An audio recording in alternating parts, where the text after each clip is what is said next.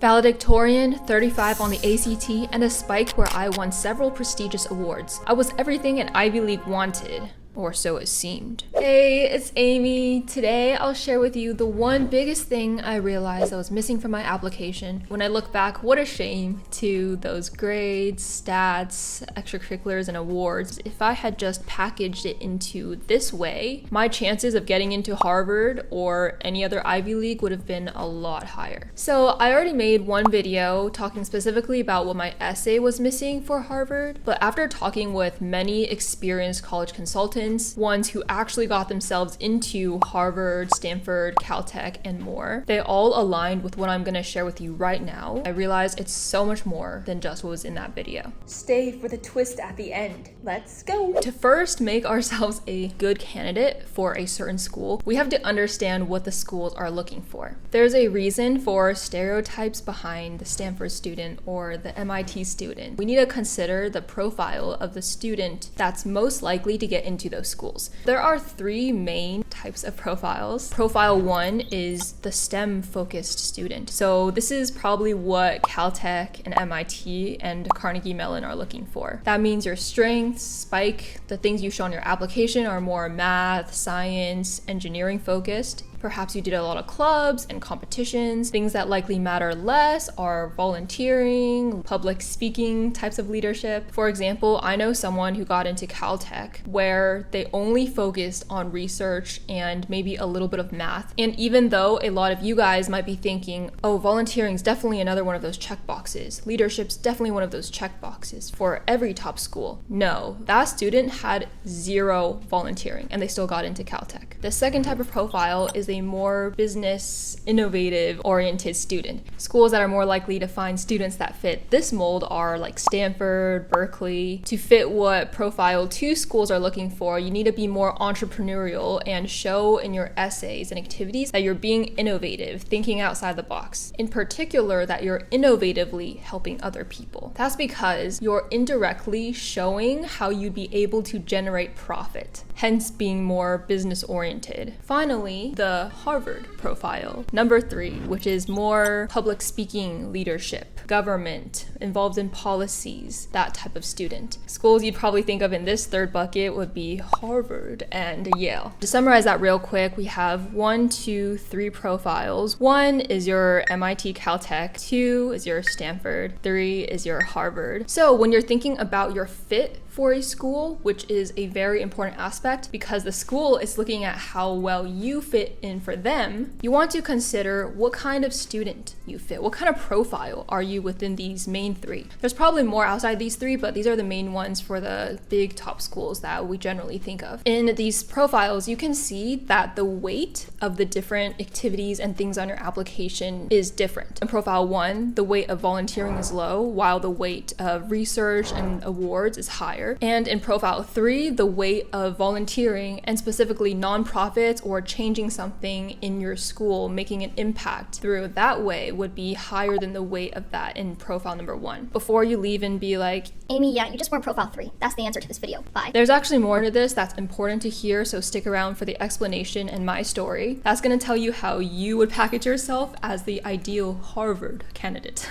Notice how I say Harvard every time it's like that. When I just say Caltech, MIT is in a normal voice. That can tell you something about the stereotypes and profiles as well. I've learned a lot from my Stanford and Harvard videos, primarily through the comments. And usually, you know, comments aren't the most reliable source of information because they're from randos on the internet. But I think it's important to realize there's some validity behind comments, especially if there's a type that shows up over and over again. I've gotten several that tell me I am a robot, as in I don't care or have feelings toward poor, more underprivileged people out there in the world, as said here. You're just an academic AP guzzling machine.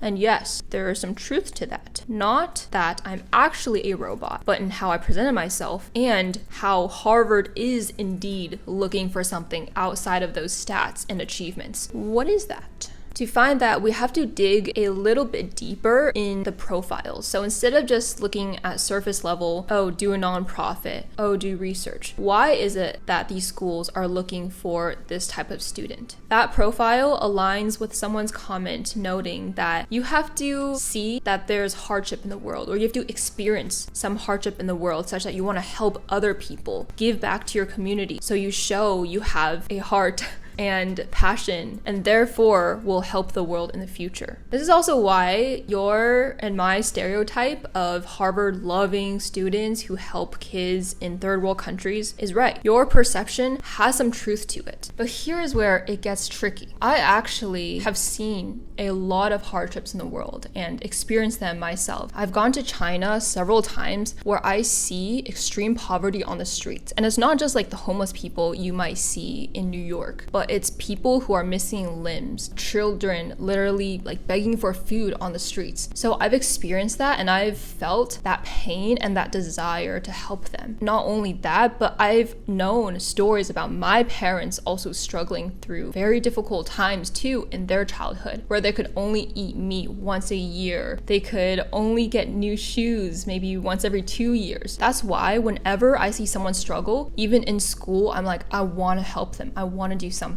That begs the question of, why didn't I spend more time helping the less fortunate if I know there are so many less fortunate out there? My hundreds of hours volunteering at a hospital were not enough. I spent more time on academics, and here's why. Solving the climate crisis, finding a cure for a skin disease like the one that I had when I was a kid. These all require you to be very smart, well educated, and have a lot of knowledge. So how I thought about helping the world is that I'm gonna increase my human capital as much as possible by doing well in school, getting all that knowledge, instead of, volunteering and doing my own labor at these food banks. And then in the future, when I can use that knowledge, then maybe I can create something that will help thousands of people that are underprivileged versus just the few that I could touch in my community. In a way, I actually was already working toward my goal of wanting to help people. Maybe you can see what the issue is here, because Harvard could not see that my desire to help people was there, and more importantly, they could not see proof of me fitting that culture. I knew what I wanted to do with that knowledge and help people in the future and make an impact, which is what Harvard wants. But the Harvard admissions officer did not know that, because they literally only see what you put on the paper. Never assume that the reader is going to piece everything together for you, because they don't have the time. You need to spell it out for them that you love, LOVE, helping people, if that's what you're trying to show. You want to be transparent and explicit in fitting that profile that school wants. It's not just about building a great application and doing all the best things to get into a top school. To get into different schools that look for different things, you need to frame your application in different ways. That's what I realized was a mistake, and probably something not a lot of students know. Once you're applying for jobs, think of tailoring yourself and your resume to that specific job. It's the same for college admissions. You want to tailor what you have and package it in several different ways. Your skills and what you did don't change, but how you package it changes. So yes, the essay could have been framed in a different way, but it's not just the essay. All the other things on my application could be framed in a way to fit Harvard better. For example, even my intended major was not so fitting. Engineering is not necessarily what Harvard is known for. The big takeaway is you want to be more of a culture fit. That's how they maintain their stereotype about their institutions in the first place. There's a baby crying outside. I'm sorry. I'm crying inside too, talking about how I didn't get into a school again.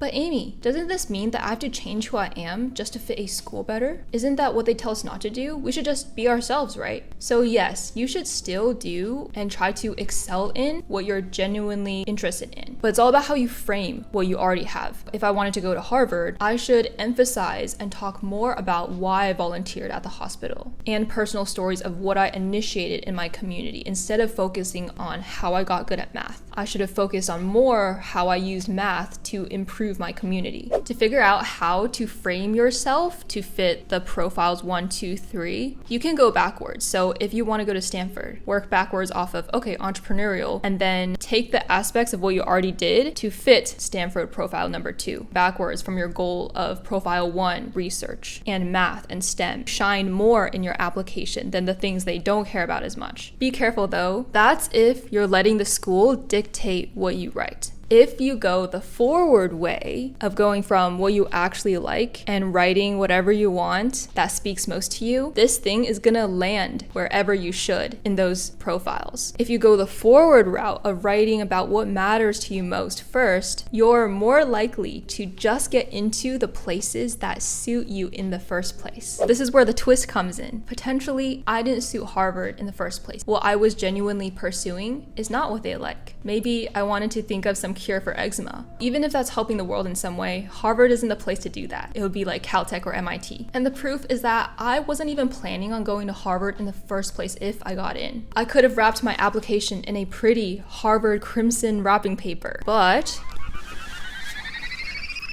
underneath would inherently still be a math, science, engineering person. This shirt I won from a math competition. And I explained in this video actually how I ended up loving Caltech and being super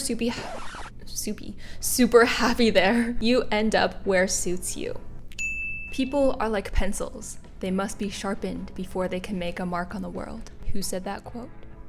Me! No one that special, but that's exactly how I was thinking. However, colleges, they want to admit already sharpened pencils. Who they admit, they already want you to be sharpened to their specific standards. And people wonder why high schoolers are so stressed. You already know, or have to fake already knowing what you want to do with your life before college. Want to caveat that at the end of the day, all the things discussed in these college admissions videos, Oh, this is so important. You must do this. these are all to increase your chances. But often, there's still lots of chance involved, like simply how happy the admissions officer was that day. Like if they ended up watching Oppenheimer instead of Barbie before reading your essay, that could have made all the difference.